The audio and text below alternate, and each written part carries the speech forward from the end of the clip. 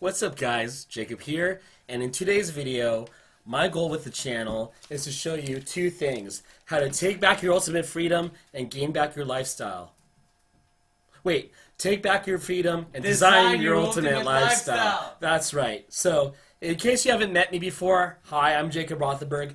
I got the big money going on, big stacks. You know, we got the publishing game going on. That's me. That's me. My credit card number's in the down right. Got that good.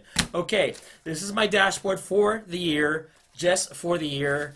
Boys and girls, this is the biggest dashboard you will see publicly available on YouTube for Kindle publishing.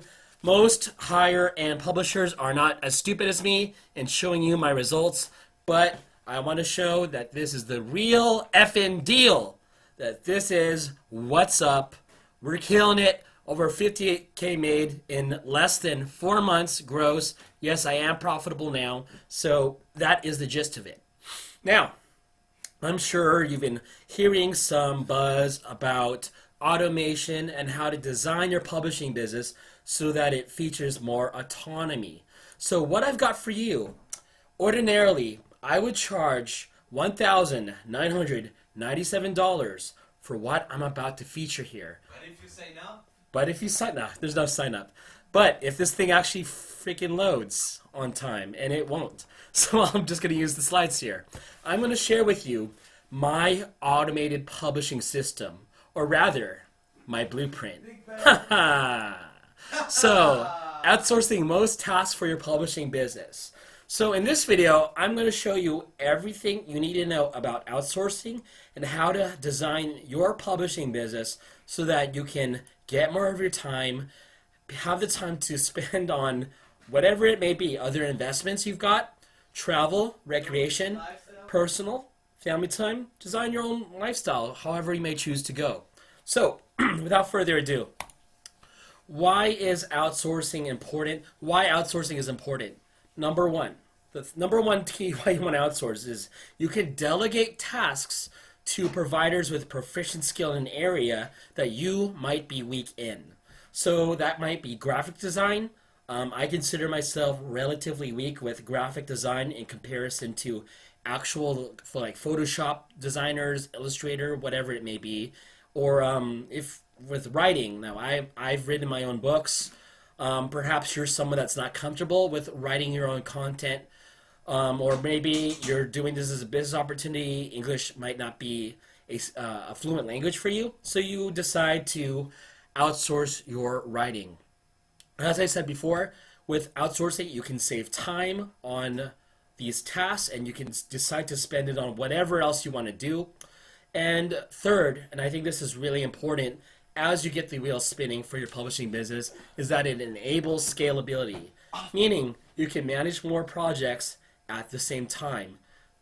Case in point, it's actually really difficult to manage 10 books concurrently at the same time if you're doing all the tasks, like coordinating between, designing all the covers, doing all the writing for 10 books at once, the formatting. That's kind of crazy.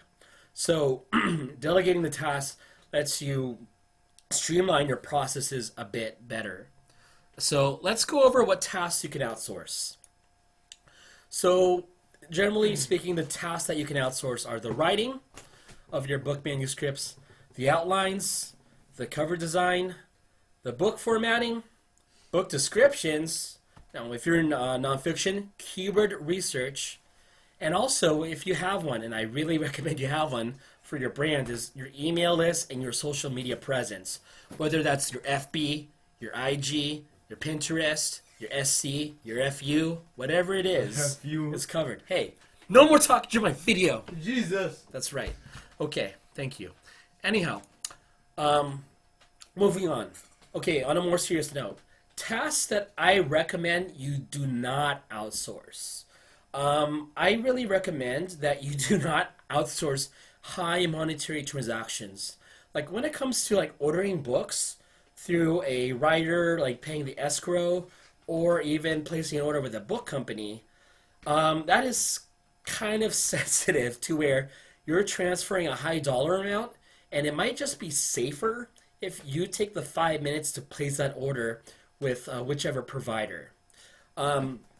Now, an exception to that, when I do have an assistant for nonfiction to where I employ him for ordering covers like on Fiverr, and those are just $5 transactions. That's fine.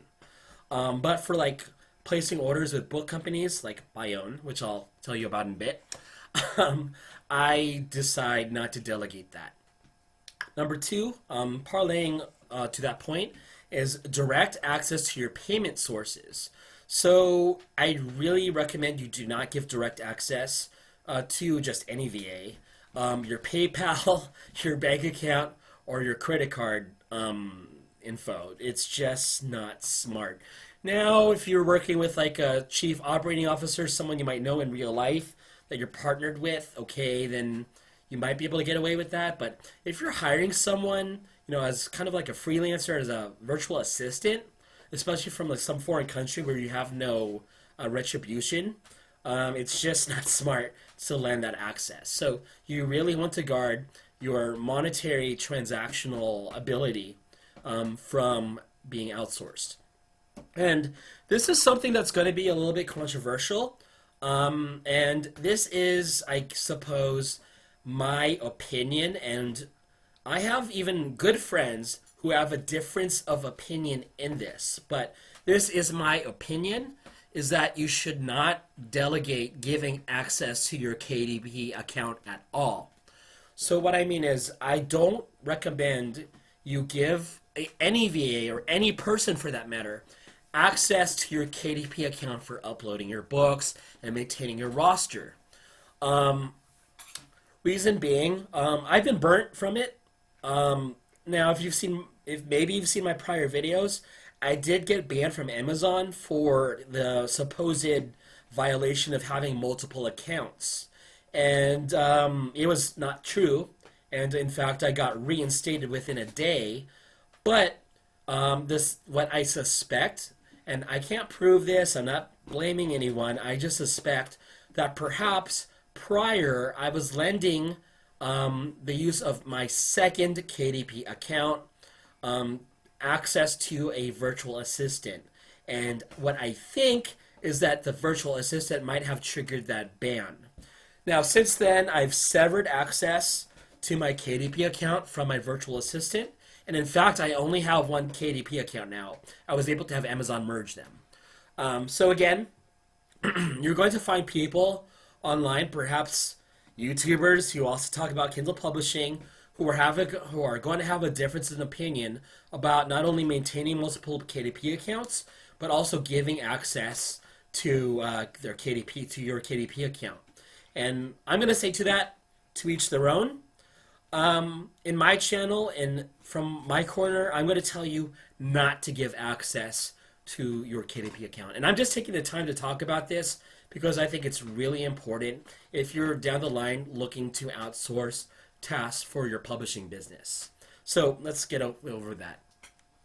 Now, there's a good chance if you're watching this video that you're just in like the beginner stages of your Kindle publishing business, and you might be deciding or trying to figure out, well, I'm starting out. I don't want to really spend the money to like outsource everything. Maybe I want to like do some of the tasks to save money. What tasks are a must to outsource? What do I need to start out with outsourcing? And so I'm going to help you with that. So at the very least, there's two things that you need to outsource, and that's going to be if you don't want to do these tasks or if you're not able to. And that's going to be number one, the writing of your books. Okay, now it's up to you whether you want to write or outsource. That's your call. And likewise with your cover design for your books. If you're especially not attuned to being a graphic designer, it's really recommended that you outsource your cover design. So if you're going to be outsourcing your writing, you can either outsource through Upwork.com, preferably, to find a decent writer, or in my opinion, what's better and more reliable, fingers crossed, is if you can find a good writing company. And what I really recommend to you is Emporium Writers. That is my writing company that's going to be booking orders. We were actually fully booked for a few days, but check out emporiumwriters.com and use coupon code FIRSTORDER for 10% off. Just keep that code and get to Emporium Writers once you're ready to place your order. If we're ever close, PM me on Facebook. I always respond, and I'll help you get your order booked and see if I can get you hooked up with a writer with my agency that I've got going on.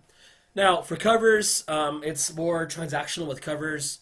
You can either choose to find someone long term for cover design, and I really recommend that for fiction publishing. And nonfiction, honestly, it's just fine to like use a freelancer and move from freelancer to freelancer. It's not a huge deal, and I recommend Fiverr for that. So that's if you're starting out and you're just developing your publishing business. If you're at a more intermediate stage and you've got money coming in, now there's more things that you can outsource. You can outsource someone to format your books. Now, I know how to format my own books. I've formatted most of my own books, and I'm pretty damn good at it. But I'm at a point to where for fiction I still do it, but for nonfiction I'll still outsource it. So that's where I'll go. I'll go on Fiverr and just find someone good to format my books. Now, book descriptions. Honestly speaking, I've never outsourced my nonfiction book descriptions, but that's a call you can make. There are good services for writing book descriptions, good ones. You can either train your VA to write good book descriptions just based on a certain methodology of like how to write a sales pitch, how to find pain points and identify them, how to convey solving a problem, all that good stuff. Or if you're in fiction, what we call book descriptions are like blurbs. So you'll have like a body of text that conveys, generally speaking, like the narrative of like what's going on in the book, like the objective that the main character has against either the protagonist, antagonist, or maybe the heroine in the story. I outsource all my blurbs just because I'm at a point with fiction and writing that I am not good at writing the blurbs, so I pay to have that done. For book outlines, for nonfiction, it's really easy, honestly, to write an outline. I choose to do that myself.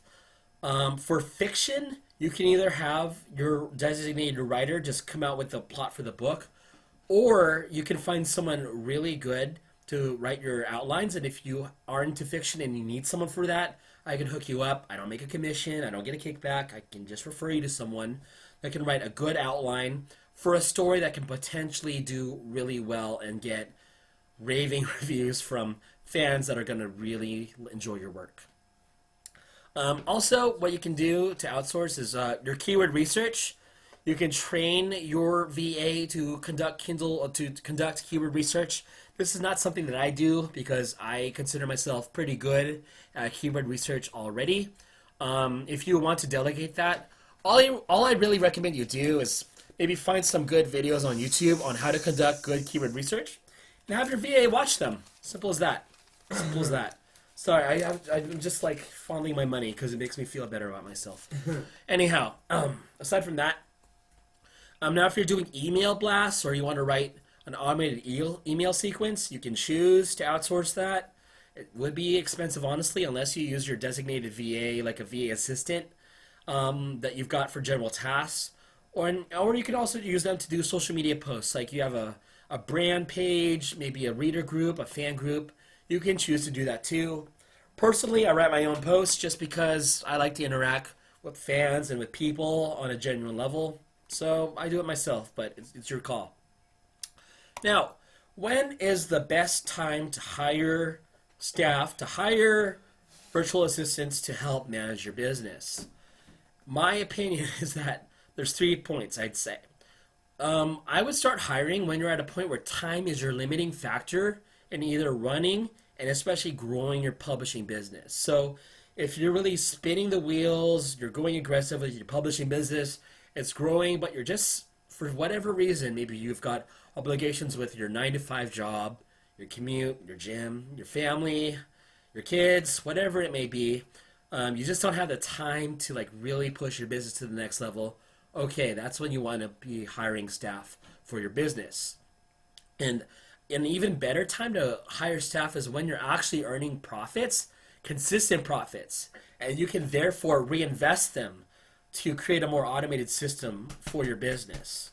And that's only really when it makes sense, because you don't want to be running, you don't want to be paying for staff if you can't even afford your staff, right? because you're just going to be bleeding money anyhow. So once you get to a level to where you're maybe making like, I'd say at least minimum 1,000 a month, maybe even 2,000 a month, then you can look at like incorporating more assistance for automating your business. But in my opinion, when you're at a level where your free time can be better spent on other tasks, then you can outsource. Now, if you're looking to outsource just so you can play more Far Cry 5 or League of Legends, that's not productive activity, okay? You're just being fucking lazy. So at that point, pardon my French, but you should just keep working on your business because otherwise you're just pissing away your time. Now, if you choose to like maybe perhaps work a second job that pays better hourly that you can use to run your business, that's acceptable. If you're looking at developing other income streams and you want to automate your publishing business, that's acceptable. But just do this when you're going to be spending your time productively on other tasks. Because I'm not going to go on a tangent, guys, but I know there's people on YouTube and Kindle Publishing that tell you that you can run a $10,000 a month business with Kindle Publishing and only work 2 hours a month. Come on. Have you ever heard of a lazy millionaire, guys? Do you know a lazy millionaire that's actually kept their money? Aside from like lottery winners? Okay? Even Paris Hilton works pretty freaking hard. The Trump kids work hard. The Kardashians, they actually work hard. So, if those people have to work hard, I think you're going to have to work just a little bit more than 2 hours a month to get your publishing business going. So, don't get fooled by the hype. Don't get fooled by crazy promises. If you want accurate, entailed information on how to really, really succeed in this business without doing BS tactics that other publishers on YouTube are doing but aren't telling you that they're doing it, here's what you got to do. If you really want to learn more, I'm going to be speaking at my event this September in Lake Tahoe from September 15th to the 17th. It's myself and 3 other amazing guest speakers at an event we call Elite Business Dynamics at www.elitebusinessdynamics.com. We've already got literally a dozen people signed up, and I know there's the whole false scarcity tactic, but I've really only got limited seats left, guys. So, reason being, when you book an event, you got to book the venue for X number of people. I have a certain cap, and I have seats filled, and I've only got so many seats left. So, don't stall, guys. Don't sign up later than sooner. Sign up sooner than later at elitebusinessdynamics.com. Check it out. Otherwise, I'm going to leave some links for you to my main free course at The Publishing Evolution at thepublishingevolution.com. I've got a free Facebook group too. And otherwise, leave comments below. Like, unlike, subscribe, and subscribe to my channel. And I'll see you later. That call to Bye. action.